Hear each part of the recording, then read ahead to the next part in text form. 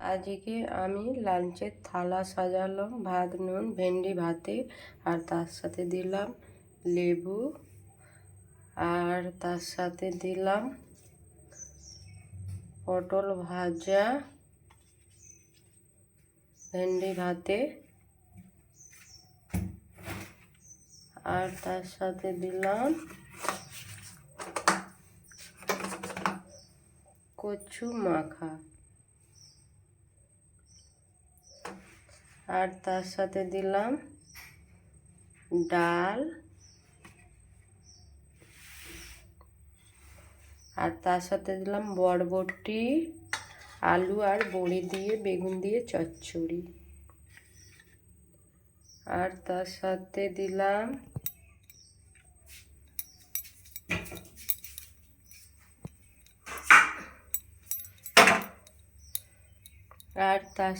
দিলাম মাছ ভাজা।